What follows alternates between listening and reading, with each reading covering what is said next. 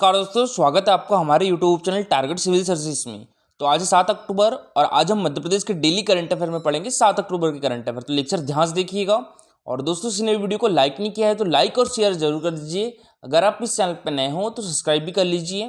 चलिए सबसे पहले हम डेज का रिविजन कर लेते हैं। तो 1 अक्टूबर को हमने मनाया था विश्व शाकाहारी दिवस, 2 अक्टूबर को मनाया था विश्व अहिंसा दिवस और 4 अक्टूबर को मनाया था विश्व पशु कल्याण दिवस और 5 अक्टूबर को विश्व शिक्षक दिवस।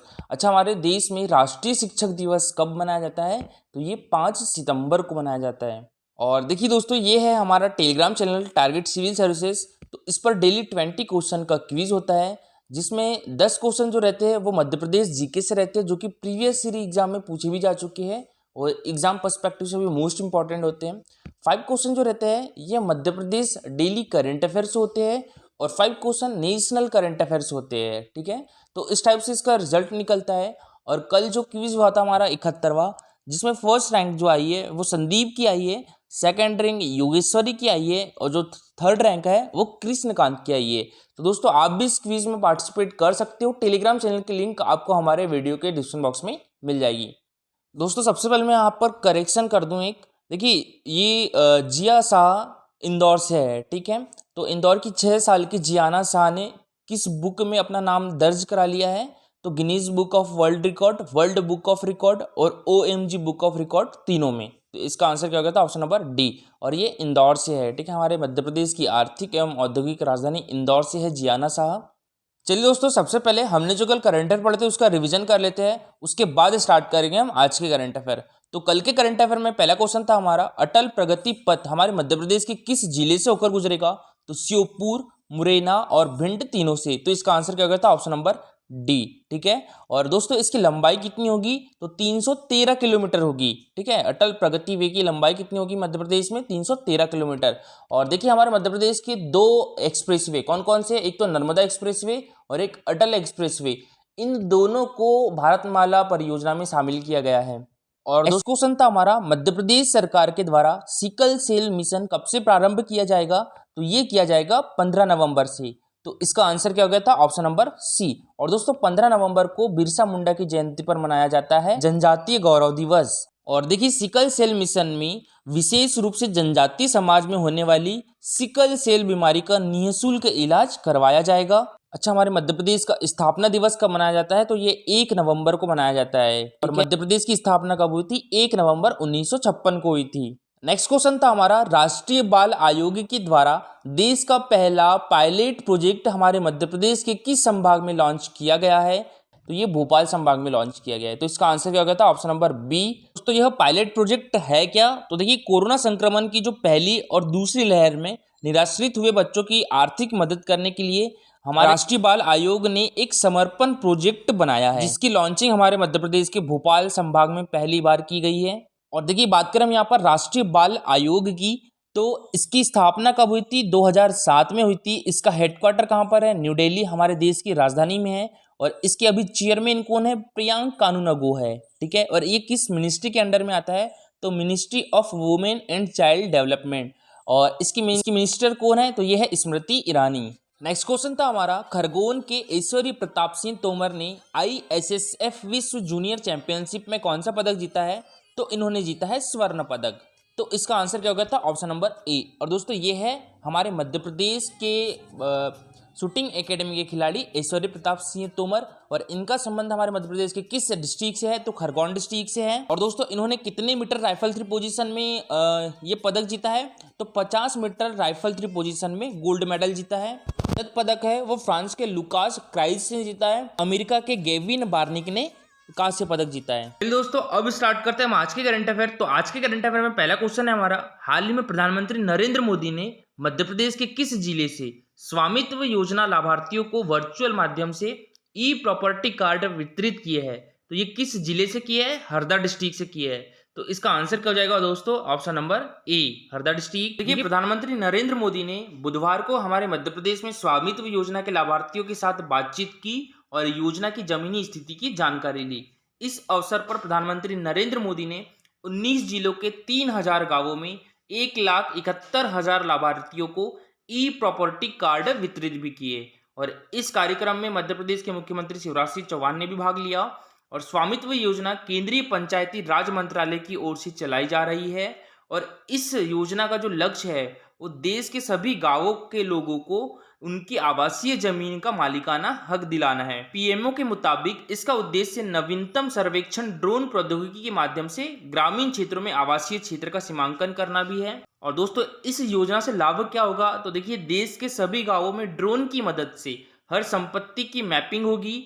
इसके बाद वहां के लोगों को उस संपत्ति का मालिकाना हक के कागज दिए जाएंगे और इस योजना की शुरुआत के बाद शहरों की तरह गांव के लोग भी अपनी संपत्ति पर बैंक से ऋण ले सकेंगे। दो पक्षों के बीच विवाद सुलझाने में भी मदद मिलेगी। तो देखिए अगर किसी संपत्ति पर दो पक्षों के बीच विवाद होता है तो रिकॉर्ड डिजिटल होने के कारण इसे जल्द से जल्द सुलझा लिया जाएगा। और दोस्तों इस योजना की घोषणा केंद्रीय वित्त मंत्री निर्मला सीतारमण ने 1 फरवरी 2021 को बजट के दौरान की थी। नेक्स्ट क्वेश्चन है हमारा, मुख्यमंत्री शिवराज सिंह चौहान ने विकास गाथा पुस्तिका का विमोचन किस जिले से किया है? तो इन्होंने किया है हरदा डिस्ट्रिक्ट से। तो इसका आंसर क्या हो जाएगा? Option number A, Harda district. तो देखिए मुख्यमंत्री शिवराज सिंह चौहान ने हरदा जिले में सौर ऊर्जा से रोशन हुए 380 आंगनबाड़ी भवनों का लोकार्पण भी किया। और मुख्यमंत्री शिवराज सिंह चौहान ने हरदा प्रशासन के इस नवाचार की सराहना भी की है। और कार्यक्रम में मुख्यमंत्री शिवराज सिंह चौहान ने हरदा जिले की विकास गाथा पुस्तिका का विमोचन भी किया। और मुख्यमंत्री शिवराज सिंह चौहान ने बास मिशन के अंतर्गत 3 हितग्राहियों श्री पवन कुमार भायरे निवासी सिराडी, श्री गजराज सिंह निवासी लौरा तथा श्री प्रेम नारायण रायखेरे निवासी सनगांव बास पौधे की अनुदान राशि का वितरण भी किया है। और कार्यक्रम में कृषि मंत्री और किसानों ने मुख्यमंत्री को कृषि यंत्र हल भेंट किया। अच्छा, हमारे मध्य प्रदेश के कृषि मंत्री कौन है? तो ये है कमल पटेल। नेक्स्ट क्वेश्चन है हमारा, जमशेदपुर में आयोजित 40वीं सीनियर नेशनल तीरंदाजी चैंपियनशिप में हमारे मध्य प्रदेश तीरंदाजी अकादमी के खिलाड़ियों ने कुल कितने पदक जीते हैं? तो देखिए हमारे मध्य प्रदेश अकादमी के खिलाड़ियों ने कुल 6 पदक जीते हैं। तो इसका आंसर क्या हो जाएगा? ऑप्शन नंबर डी, जिसमें 1 स्वर्ण पदक है और 2 रजत पदक है और 3 कांस्य पदक जीते हैं। और दोस्तों जमशेदपुर कहाँ पर है? तो ये झारखंड में है। जमशेदपुर का दूसरा नाम क्या है? टाटानगर भी है। अच्छा, अभी हाल ही में एमपीपीएससी 2020 में क्वेश्चन पूछा था, मध्य प्रदेश तीरंदाजी एकेडमी कहाँ पर है? तो दोस्तों मध्य प्रदेश तीरंदाजी एकेडमी कहाँ पर है? जबलपुर में है। और मध्य प्रदेश शूटिंग एकेडमी कहाँ पर है? तो ये हमारे मध्य प्रदेश की राजधानी भोपाल में है। और जबलपुर को मध्य प्रदेश की संस्कार राजधानी भी कहा जाता है।